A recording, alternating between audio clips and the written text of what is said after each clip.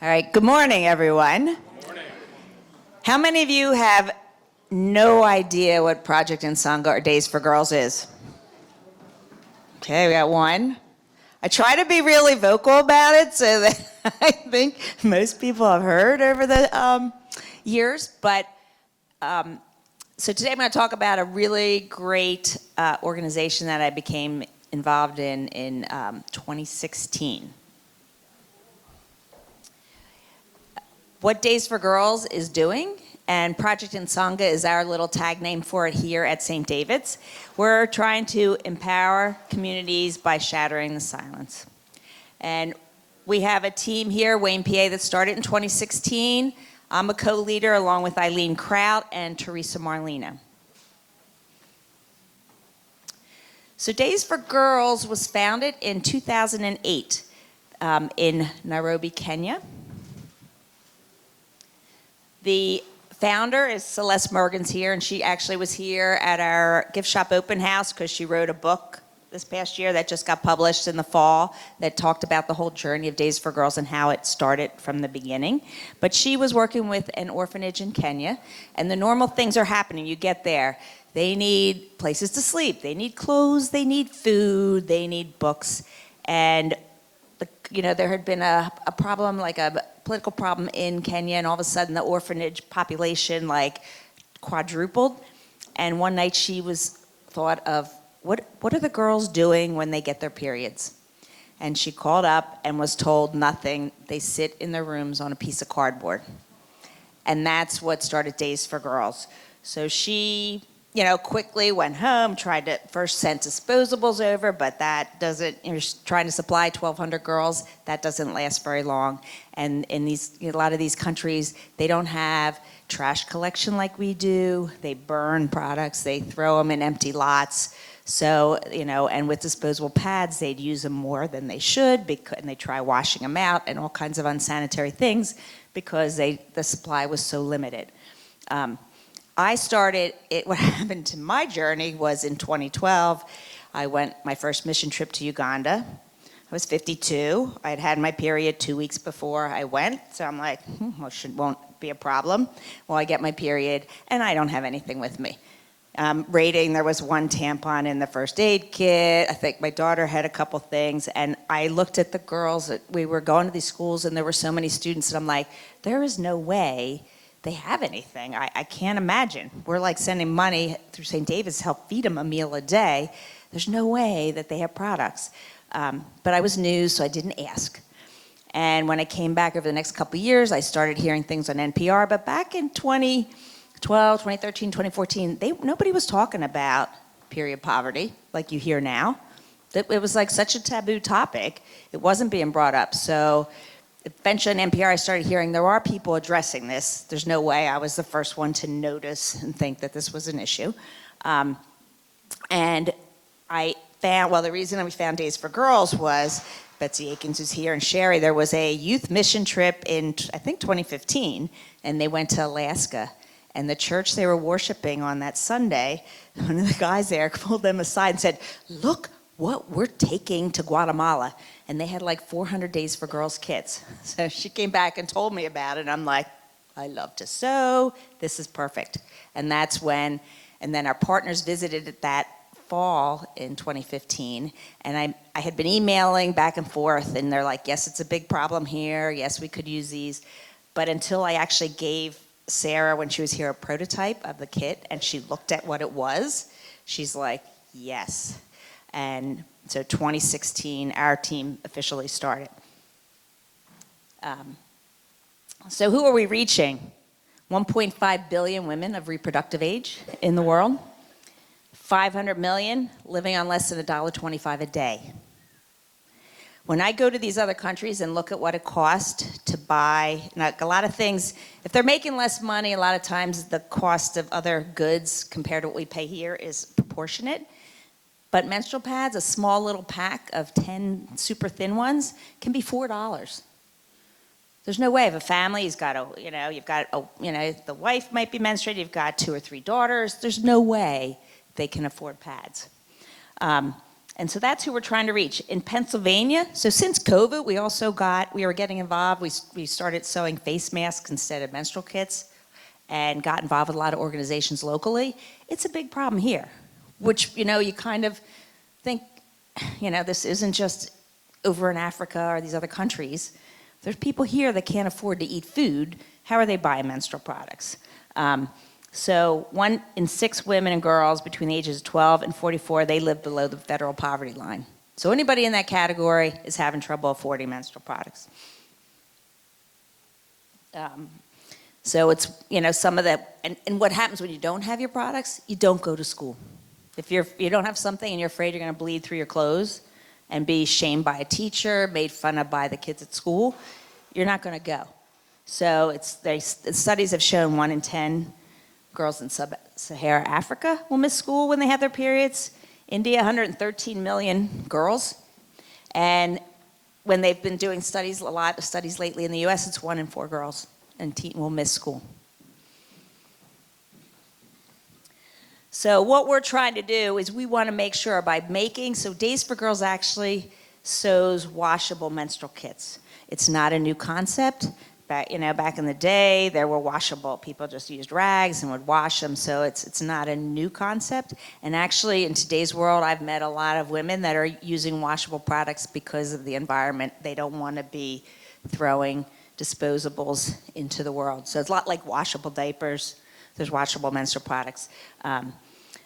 So what we want to do is we want to make this so that it's not a problem for girls when they have their period. They need to have a product, something to keep them so they can stay in school. And we don't want women to be missing work because they have their periods. So how's this being done? So the first thing Days for Girls did is they developed a washable menstrual kit. And we'll be showing that to you later. So that was one thing. Okay, let's get these girls so they have something to use so they can stay in school. But then the next thing we quickly realize is the health education to go with it. Why are you having a period? What is menstruation? So many places, it doesn't get taught very well here. Like the topic is not really getting covered in a lot of the school systems, like Philadelphia school system, and it's even spotty in some of the public schools outside of that. You'd think it just would all be there. It's not.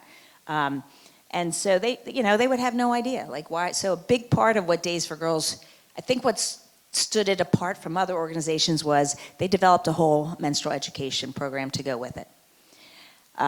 Then we quickly said, all right, you can have all these volunteers in the US, Australia, Canada, Europe sewing these kits, delivering to countries, but that's not sustainable. So if you really want to solve this problem, we've got to start businesses within the countries, making them there, and selling and distributing within the country and doing the education.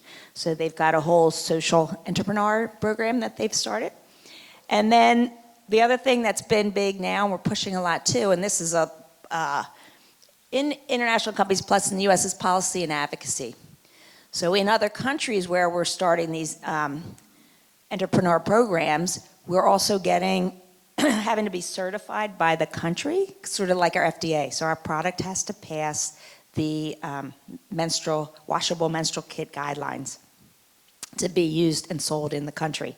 So we've got that there, and and then here in the U.S., there's still, I think now it's 25 states still tax menstrual products. They treat them as a leisure product. All right, and what we're fighting for is they should be supplied in any public bathroom, the same as toilet paper, soap, and hand towels, towels to dry with. So that is not there now. It's also most places that any food programs don't cover menstrual supplies. You can go get food with your food, the SWIC program, you can't get menstrual supplies. And diapers sort of fall under the same problem as well. I think there's a bill in Pennsylvania now to allow menstrual products to be included, but they're not adding any funding. So if any family that has a choice between they need food versus menstrual supplies is going to get food. So that's not really solving it yet. So we're trying to get a lot more work around that. All right, so now my assistant, Vanna White, we're going to actually show you what a kit looks like. So everything is in a drawstring bag. They can wear it as a backpack. When we go places, they love having the bag. They carry everything in it all the time. And it does have a Days for Girls label on it, so it means it's meets our qualifications and standards.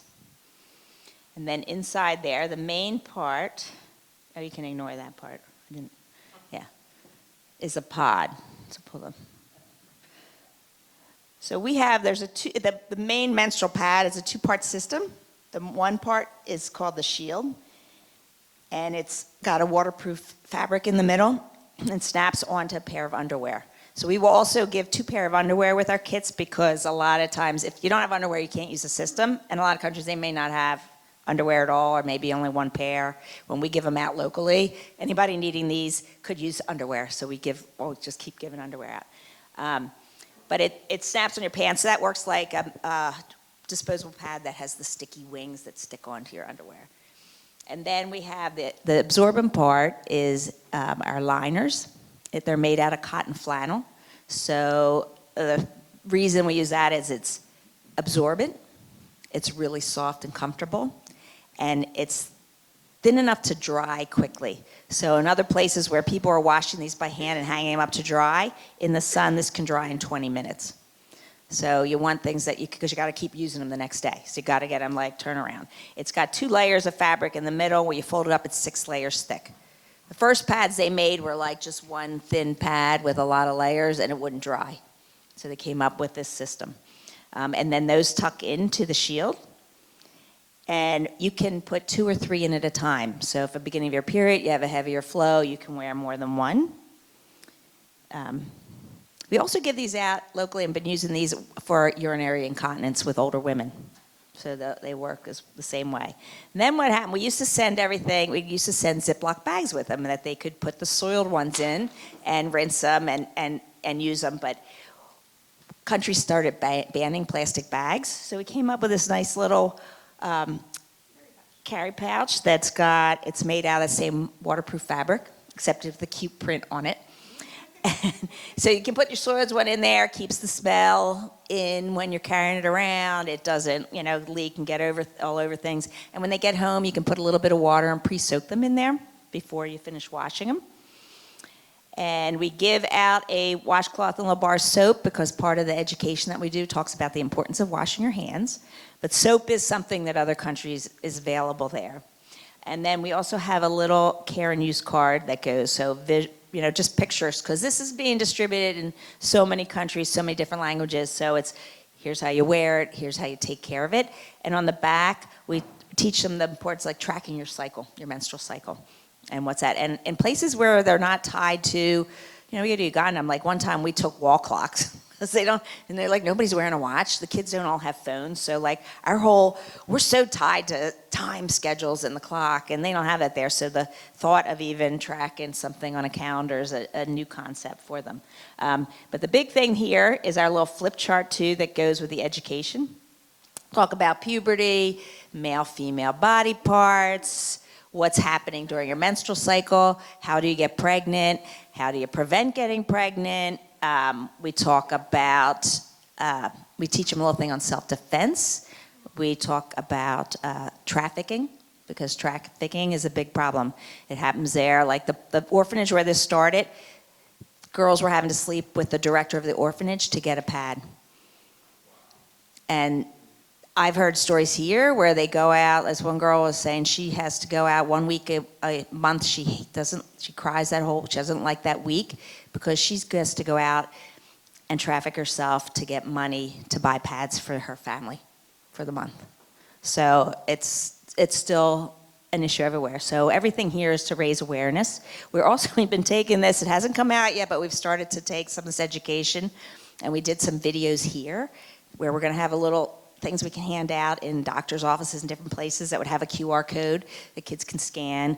What are your choices in menstrual products? How do you use the different things? So we're trying to take this as a way, because when we distribute locally, we don't tend to have a big group sitting down at once to do the education like we do in other countries. And if we could ever get into any school systems and do it, or other local organizations and give education to a large group, especially of young girls. We're working on doing more local things like that now. So here you can see, so this kit has gone through 31 iterations.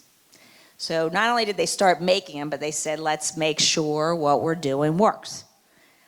So when we're sewing these, we've got all kinds of things to check, or say we seem a little picky, but it's because you want everything to be, you don't want individual people doing this and that off the chart.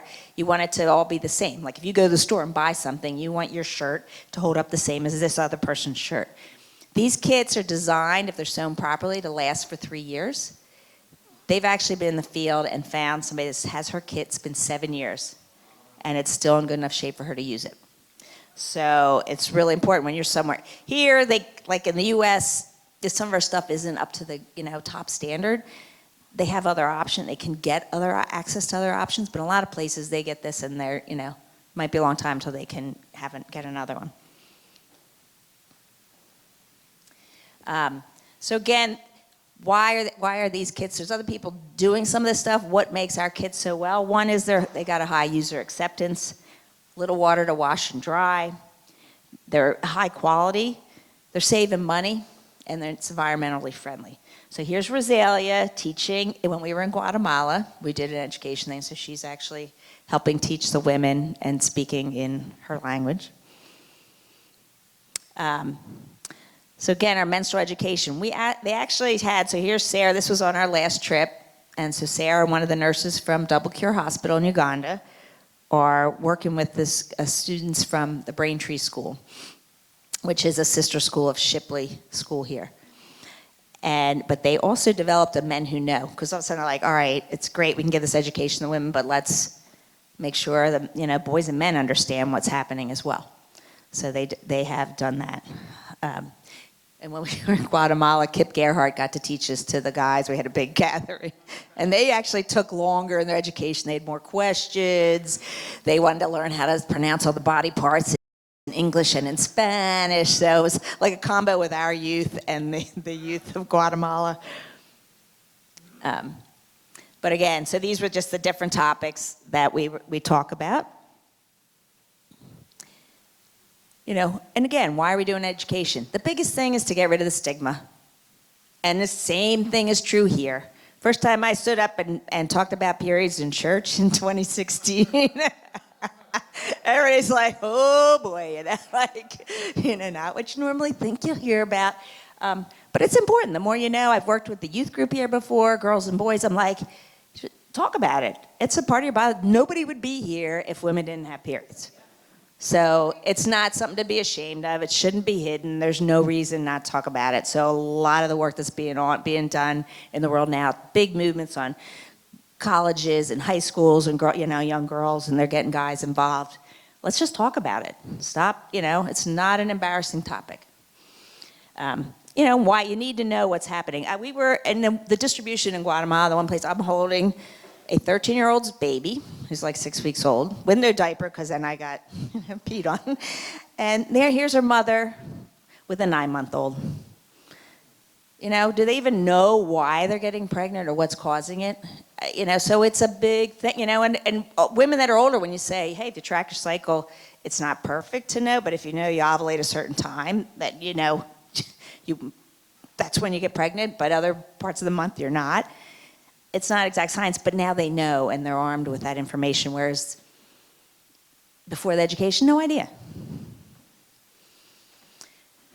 So one of the ways we do this is volunteers. In the US, there's right now 586 chapters, teams, clubs. Clubs are high school and college level and typically don't sew. They're more about policy and advocacy. But here at St. David's, we've got, I think my current volunteer list is at least 300 people. And when we have sewing events, probably about 2/3 don't even go to St. David's. So one of the things in this whole raising awareness is to, hey, let's get more people from here coming as well. There's tasks you don't need to know how to sew. We have a lot of non-sewing tasks. There's ironing, there's cutting, there's folding, there's counting, there's all kinds of things. Even some little, I think they were like 4 and 5 or 4 and 6, unwrapping soap. And so there's always something to do. But the other thing I wanted to touch on a little bit was the social entrepreneurs. Why are we doing this again? They become the champions in their community. So one of the things is they're also going out and educating in the language of the people. So it's really hard for me, even though in Uganda they're taught in English, when I stand up there and do the education, it's not the same as them speaking. I have a weird accent to them, so. And they get passionate, they want to, it helps them get involved with helping their own people and country. And we're up to now 92 enterprises in 29 countries. So this process it's been taking a while to evolve, because Days for Girls, they started the program and they've got to keep going and tweaking it and improving it and putting better systems in place. We have our Masaka enterprise, which is our Ugandan enterprise. So Sarah, who we work with, is at Trinity Children's Center. They had all these sewing machines in there. So the first time we took kits in 2016, we then paid, Days for Girls had an office in Kampala, Uganda. So we paid to have them come train there. And so this tailor, Olivia, learned how to make them in 2016 and is still doing it. And then she's got the other tailor, Safina, and the two of them. So on this trip, we went down. We took them some of the new tools Days for Girls developed to check your work. We have their gold standard tools to line stuff up, make sure everything fits, follow the things. So we took those. We took scissors and thread and all kinds of fun tools, and we took them a bunch of Days for Girls swag. They were so excited, and I might tell you, it was bringing tears to their eyes. They're tailors at the school. They sew the uniforms. They fix things, what other needs. They love being able to make these kits and help girls and women in their country. Really, really important. The other thing we did is we took money, because when we we were doing a distribution at the other school. And in Uganda, there's enough enterprises in that country now that you can't take, as a volunteer, I can't take kits with me. We have to buy them there. So they do that, and they did a study when COVID started. They had a lot of enterprises in Kenya, and they actually reached more girls than they had in the prior 12 years by making them in country. So it is the right program, and it's what needs to happen. So then the way we support it, but Sarah's like, what about the girls at our schools? Like, we usually bring them. So what we did is we went to the Days for Girls office, brought grant money with us from St. Davis, purchased all the material so that they can make 300 kits for the girls in both their schools, or maybe it's 600. It was a lot of kits. So they're sewing them now to make for the girls, and then also to give out at the hospital. So just some pictures. So now I just have like little fun pictures. So the Uganda distribution at the high school, the first time we went in Guatemala, our Cuba distribution there. And if I can make this work, it's a little hard to understand her accent with the background thing, but she's so cute. This is one of the girls that got kits. No, it's not going to be loud enough. All right, we'll skip that, because you'll never be able to hear it. I also, for Days for Girls, I'm also a regional representative for them, so I oversee all the teams in the Mid-Atlantic region, and we had a regional rep trip, and we went to Ecuador and gave out 650 kits, and we worked with Andrea here, runs an enterprise in Ecuador. So we went out and gave kits throughout the country. This was the first time that Sarah and her team, when they became an official team in 2022, it took 6 years, but they did it, and more from Days for Girls holding it up than them. And this was the first order they had for 100 kits. And then this is the distribution that we did in November with them. And we also stopped at the Days for Girls office while we were there and met the people there who I've talked to for years on the phone. But what the offices do is they've got, in Kenya, they actually have They buy fabric in bulk and have it there, quality fabric, and then they send it out to these other offices to get it. So when an order comes in for kits, they can source the material from the enterprise, so it's better quality. It's hard to buy flannel in Uganda because Uganda's on the equator and people don't wear clothes made out of flannel. So getting that in and getting quality things, and then they source the fabric there, and then any profit they make off the kits, they can make more kits and pay their tailors. Local distributions, we have given out, since COVID started, we've given out almost as many kits locally as we've sent internationally with our team. And we're kind of one of the Days for Girls in the US, we're probably the highest area that's been able to reach more local people than other places. But just some different there's Alliance for Period, so just different places that stock and give out products. But we've also been doing it through our churches that we work with, Church of the Crucifixion and St. Gabriel's, to the people that come there. And we're trying to get into more like Cecil Bean Soup Kitchen, some others. So Days for Girls, when I first looked at it, I think it said there were like 35,000 kits had been given out in like 25 countries. And that was in 2015. We've now reached 3 million. Over 3 million. It's growing faster and faster in 150 countries. This is just a list of every place we've distributed. So we're almost at 6,000. I've got an order for another 60 to go out locally to in Philadelphia to a homeless shelter. There's a nonprofit that started by some high school students at Conestoga that's trying to work with the homeless, different people that in Philly that serve the homeless. So we're going to try to get kits in there, and we'll combine disposables with the washables. So our goal. So this, in our little sermon today, they talked about justice and equality around the world. Until women don't have to worry about what they're using for menstrual supplies and products, we can't get there. So this whole period poverty that you hear more and more about is so important because it's really holding a lot of people back, right? If like half the world are women, this is an issue. So this is what we're trying to get to. So I now make QR codes, but I left my little business cards at home. But we have different ways it can help, because a lot of people can't, depending on time or your other commitments, but donating money is really important. The 120 kids going to India she has to take an extra suitcase with her, which is $200. So we're going to help cover that cost. It also covers us buying fabric, maintaining our existing sewing machines, all our supplies, underwear, and other things for the kids. You can volunteer. So we're here like at least 4 times a month. And then we have an Amazon wish list. Typically, we're looking for underwear and washcloths. Sometimes there's other items on there. But all that helps us whether, if you physically can't come, all these other things are really important as well.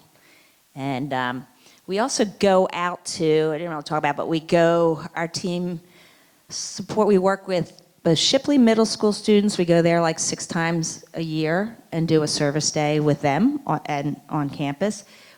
Sacred Heart Academy, we've been going there like one day, but they come here, their own service days like 2 times a year, and they come and volunteer. Villa Maria, we're going this Friday they have a special day where they do all service things, and we're one of the people that goes there. We're working with SEI Corporation and do 2 or 3 things with them in person, and actually just got along with another local team, we got a large grant from them. It has to be used for all local distribution things. So it's going to be a combination of kits, disposable products, and menstrual cups. So we're going to be looking at expanding that more and trying to get in. So if you know of any other organizations you work with with people in need, ask them what about menstrual products? Do you have them there or not? Because we can help.